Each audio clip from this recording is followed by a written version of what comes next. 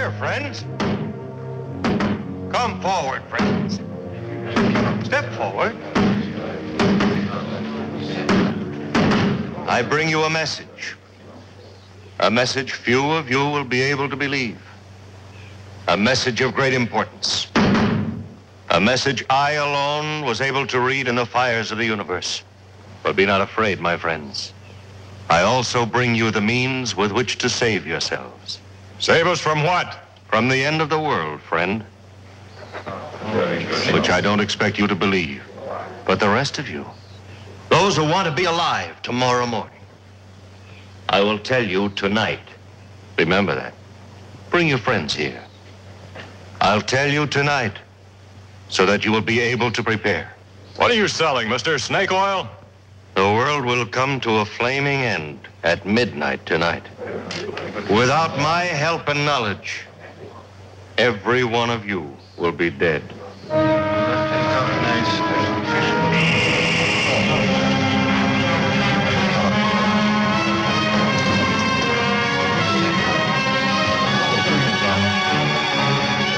He's gone.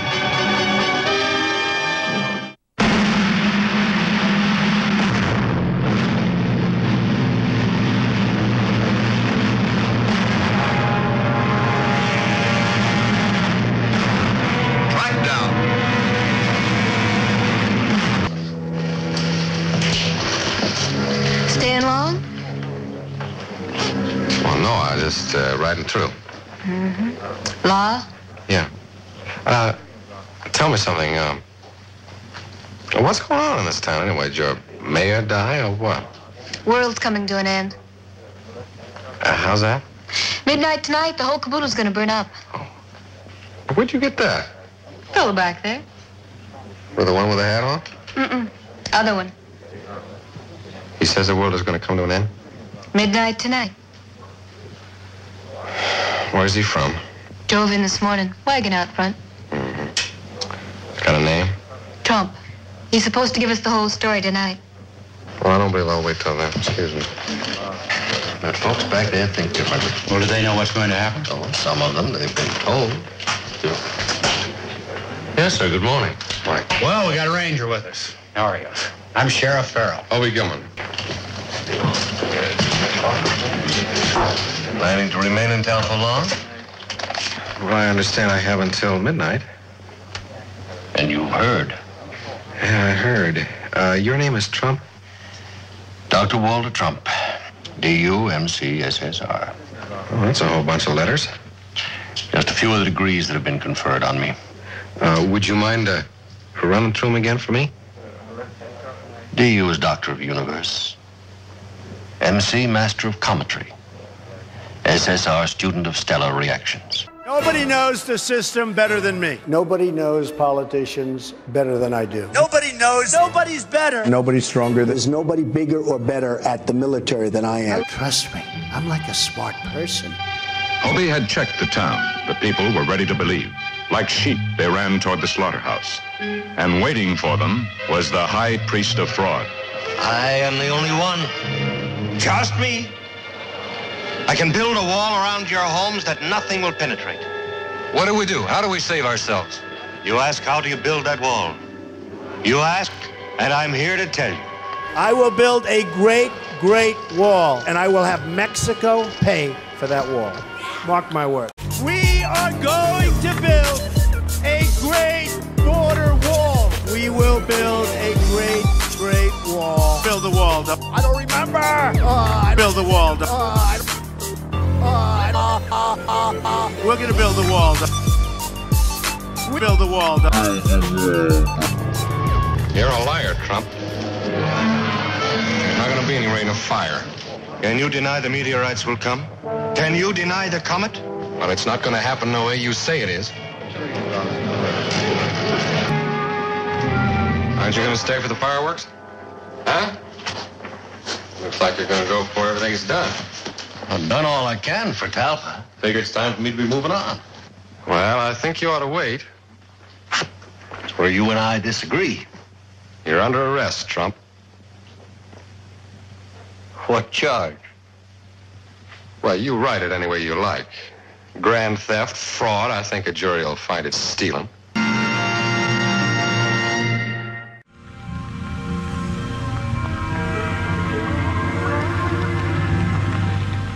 Somebody, for the last 100 years or so, has really figured out how to send ripples down the line through time and space, and they've been messing with that. And it's a deep, deep secret. This particular drawing, which dates back sometime between 1890 and 1910, that Del Shao did, of one of these flying machines from the 1850s, which was designed and allegedly constructed by one of the original members of the Sonora Aero Club, okay? And that man's name in the 1850s was Trump. A secretive group primarily of and led by German immigrants. And these guys designed, built, and flew, as I state, rudimentary contraptions. They called them arrows, and they flew them all around the countryside up there, just west of Yosemite. And this was in the 1850s, in the decade before our Civil War. We know that Donald Trump's family, ancestors from Germany, immigrated here in the 19th century. Friedrich and Elizabeth Trump were both born in Karlstadt, Germany. In the 1880s, Friedrich ventured to North America, making a small fortune during Alaska's gold rush, operating restaurants and brothels. Was it possible that there's a connection between his family and this Trump guy in the 1850s Sonora Aero Club? Well, you know, if we just had that, it would be this interesting little quirky thing. But there's the rest of the story. Del Shao started doing these drawings and paintings of these things, and he did several books of them. They've become kind of legendary. And at first glance, people say, they kind of chuckle a little bit, and they go, "Are you serious? Really? You know, what the heck?" It's important to note that this dome shape here, okay, that's not a balloon. Okay, these are not balloons. Keep that in mind. Again, here's another one. This up here, these are not balloons. Okay. And again, these were the things that were being built in the 1850s and using a very interesting propulsion system. There's another one. Take a look at this one. Now, again, the 1850s. Okay? And look at these wheels. Now, this, of course, is, if you those of you who are engineers and such, I guess, you know, this is what the wheel looks like. This is in one position, but as you can see down here, this is another position that the wheel would, so it kind of moves. And the wheels, they're part of a magnetic type of device. We're talking about anti-gravity in the 1850s, okay? I put this up here to finally make it clear to you what I mean. I've been talking about, you know, what's this 19th century technology, okay, and how does it connect to the 20th century? Well, here you have the 1850s Aero by Charles Del Shao, okay? This would be the equivalent of the Model T, right? A rudimentary proof of concept thing, all right? And then the 1890s airship, a little more sophisticated, but kind of like a 58 Buick, okay? Now compare the 58 Buick to the Model T, and you see the progression, okay? And then, of course, we have the famous, you know, I guess that's the S4 model or whatever, and that's a 1985 Porsche. So you can see what I'm talking about here when I say the 19th century thread that connects this airship mystery to the modern technology pretty clearly, I think. So the American group, 1862 to 1865, you had this period involving Solomon Andrews. He demonstrated an airship he designed called the Aeron to reporters of the New York Herald 3 times. He met with Abraham Lincoln, who was so impressed, he ordered Congress and his Secretary of War, Edwin Stanton, to make a determination on, you know, building these things, acquiring them. And this is all documented. Andrews was a real guy, and he really met with Lincoln and Stanton, and he really did show this airship. It was not a balloon. It's important to make that distinction, and people knew what balloons were. in the late 19th century. They knew the difference, and these witnesses never described these things as balloons. Okay? As you can see here, Congress called for the immediate acquisition, but we're told that Edwin Stanton rejected it. But again, did Stanton really reject it? There's evidence to suggest he did not, and that the U.S. secretly began to develop these things. And I know this was the first black project. This is Solomon Andrews. There he is. He really lived. He was a real guy, okay? So these are the kinds of things you don't hear too much about. You know, this is in the 1860s that this guy demonstrated this flying machine. You know, anti-gravity. I argue that how Solomon Andrews in the 1860s came to know about this anti-gravity stuff is that it's very possible he was associated somehow with members of the Sonora Aero Club. What I'm saying is, if the pedigree of this black project includes guys from the Sonora Aero Club of the 1850s into this black project that stood up post-Civil War in 1865 and was involved in the 1890s airship mystery, we know that Donald Trump's known ancestor was in the United States by the 1880s. If he is also a descendant of the Trump and the Sonora Aero Club, it's very possible that Sonora Aero Club Trump, you know, had some contact with or something to do with Donald Trump's ancestor that was here in the 1880s, and that there might have been a Trump involved in this 1890s airship mystery milieu, okay? In 1896 and 7, hundreds of Western American newspapers reported mass sightings of fantastic winged airships performing maneuvers years ahead of the technology of the time. In some cases, the airships landed, and their pilots talked to witnesses. Most Americans assumed a secret inventor would soon take credit for the sightings, but no one who did so could prove ownership of a functional flying machine. The mystery airships remain unidentified, constituting an early wave of UFOs before flying saucers, and almost before flight itself. Now, that's not even the interesting part. We get to this 1903 story where Tesla, allegedly, you know, an airship of his design, flies to Mars. Born in Croatia in 1856, this quirky genius was in love with a pigeon. True story. But he also pioneered electricity and several other innovative concepts and inventions like potentially a doom ray and even time travel. Tesla was the electric Jesus. On March 13, 1985, a New York Herald journalist came across Tesla in a cafe looking like he had just been fried by 3.5 million volts. This is because Tesla was using himself in his own time travel experiments. Tesla said that on contact with a resonating electromagnetic charge, he found himself outside of his time frame reference. He reported that he could see in the immediate past, present, and future all at once, but he was paralyzed within the electromagnetic field. Unable to help himself, his assistant turned off the current, which released Tesla before any permanent damage was done. We subsequently know that Tesla got involved with secret U.S. technology as we got into World War II, into that era. We come to 1943 when Nikola Tesla dies. Okay, he lived in a room in a hotel in New York City. And the day he died, the FBI ordered a property custodian to seize the belongings of this Croatian alien, even though at this point Tesla was an American citizen. The National Defense Research Committee called an MIT professor to make sense of Tesla's notes in order to analyze if anything could be weaponized. This MIT professor was Professor John Trump, who is with us today. John Trump, who just so happens to be Donald Trump's paternal uncle. This is history. This is fact. There's no speculation here. John Trump claimed that there was nothing of any real substance in Tesla's notes, but of course, this was a lie.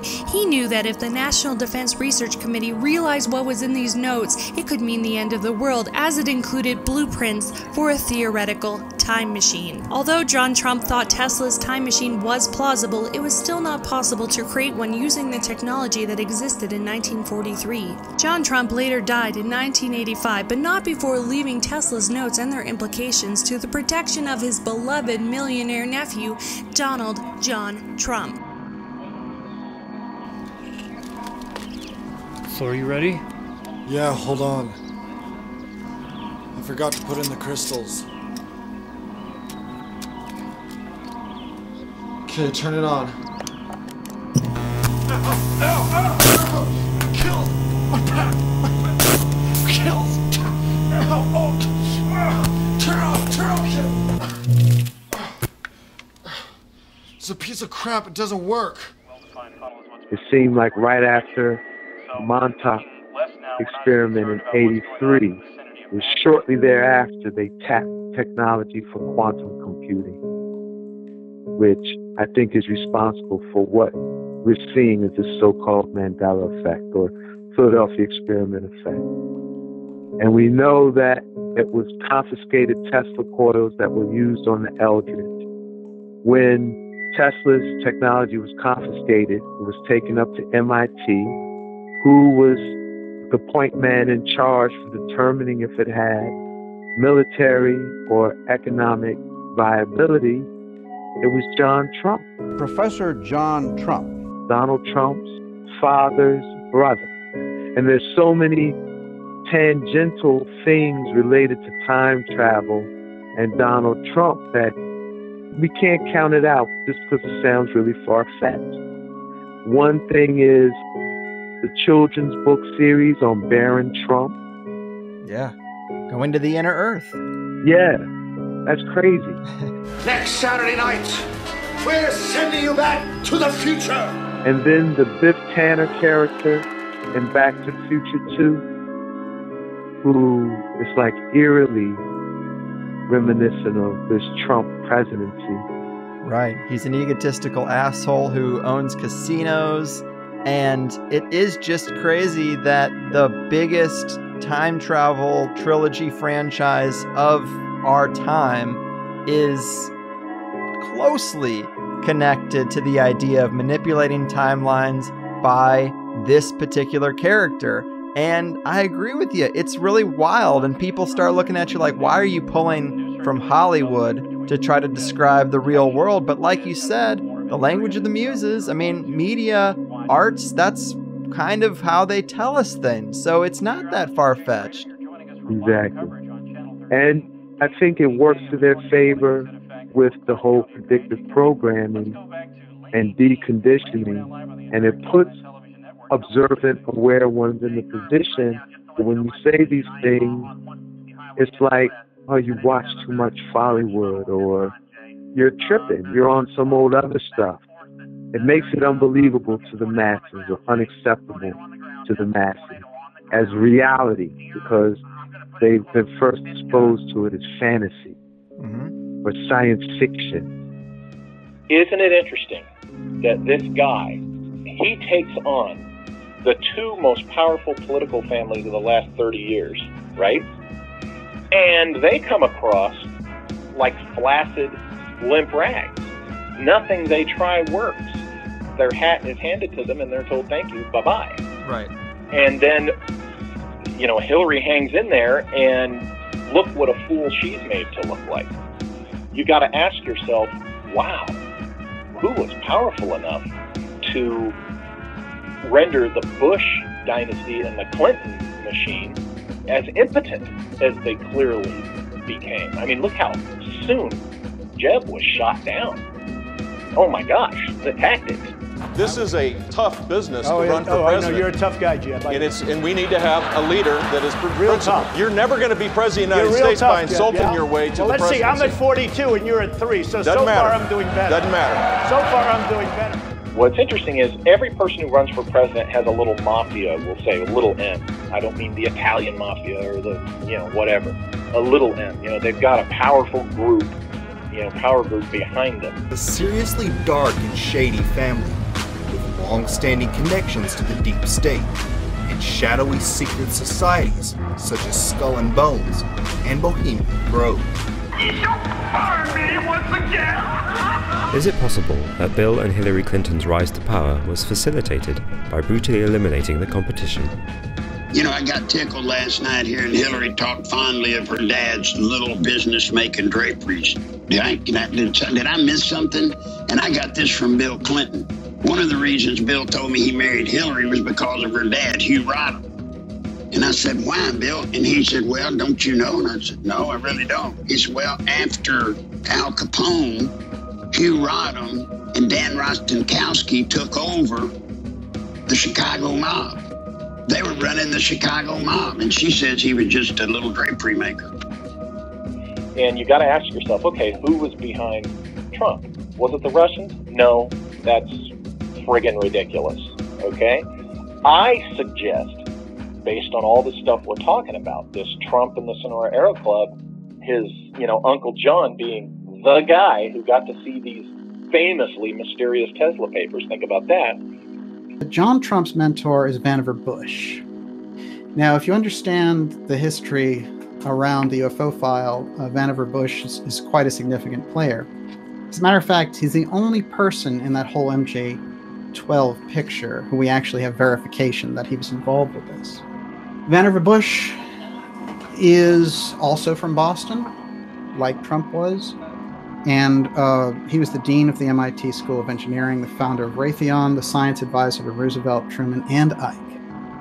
So on the scientific side, he's the go-to man. And when you are dealing with the UFO file, the science part is number one, because if you don't understand the science, you're not getting anywhere. What we have with Vannevar Bush being Trump's mentor, so he basically is aware of the UFO file and the UFO factor, because Vannevar Bush is the lead man on it. So, obviously his understudy is certainly going to know. I think that's important, one. But what's also important for us to consider, and is absolutely devastating, is the family tie-in. You've got this airship mystery history milieu. You've got Trump's involved in that. I suggest that that's who helped him confidently take on the Bush dynasty and the Clinton machine. This week, we've heard the contention of UFO researchers that there's a secret government within our government. Clearly they're both willing to do ruthless things. How many more people are going to mysteriously die from absurd and ridiculous causes of death that just don't add up? They look like fools up against Trump's machine. Yeah, there was a lot of fucking Nazi scientists brought over on here. YouTube, it says Operation Paperclip was anywhere from like 1,200 to 1,500. In the 1970s, Operation Paperclip. Frank Church Committee in the 70s released it. I believe the number's 34,200 and something. It is fascinating that they brought those people over here, and that's where the space program came from. How about the Nazis were the first to build flying saucers? All of it. How Jet crazy is that? But let me tell you. That's crazy. So, isn't that a coincidence? So, British intelligence flying saucers, dude. The CIA in 47. So now the Nazis are over here and they go, listen, you don't want them running everything. And they go to Eisenhower and they say, we want to launch a off-base breakaway civilization where you compartmentalize things, forget empires, and you have a new ruling class of technological elites. And then the elites are all in charge. The public's watching TV, and we'll give them widgets and foundation series type things to divert. This is all in the documents. And let them try to run an empire. We'll build a whole new empire. And so Eisenhower gives a speech, he doesn't just say military industrial complex, he says the technological elite. He says you need to watch out about the scientists because he said no to the NASA plan when he found out what it was. What is it? It's a breakaway civilization where you don't try to run the whole planet. You siphon off resources and build a whole new advanced system, and then you play everybody off against each other and collapse it. So when I say, what is NASA? If we could take NASA back over, it's bigger than the CIA.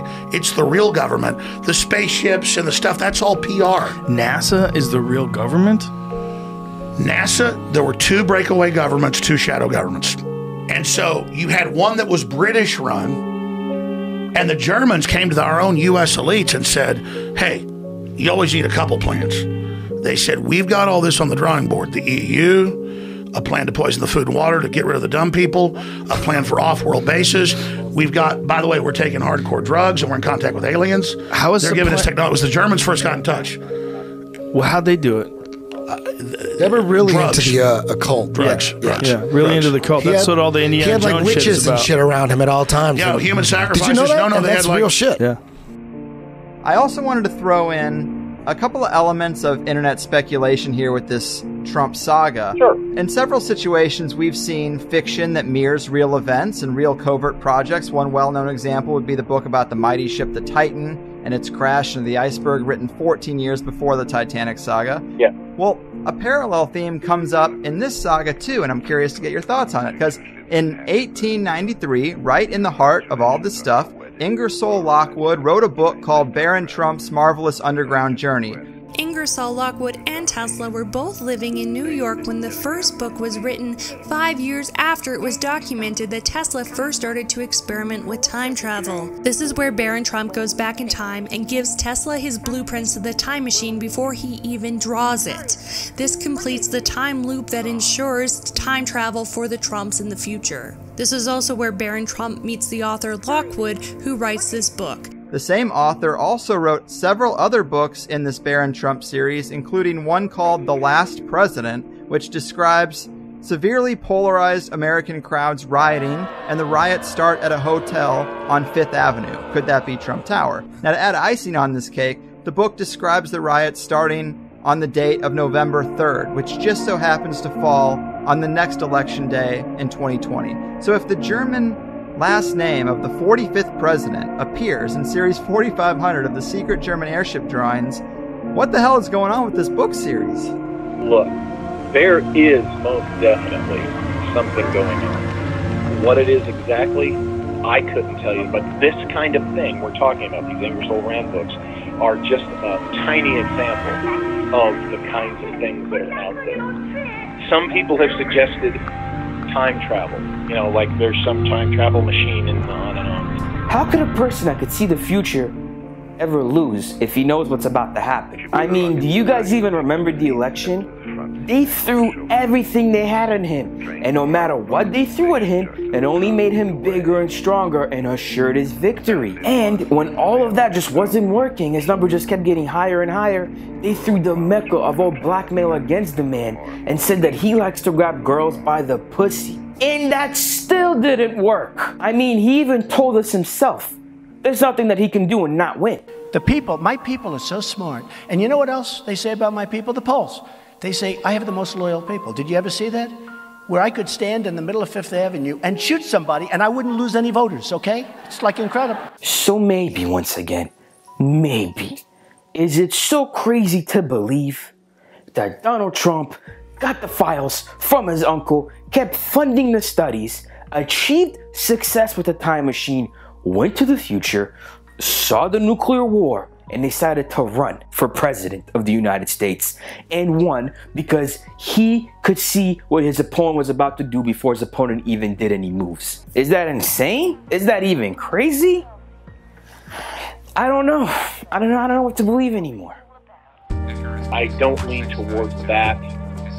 I do, for grins and chuckles, entertain the possibility that, looking through time within a remote viewing context, maybe there's something like that going on. By no means was remote viewing non-existent before the SRI guys did it for the now famous Army operation.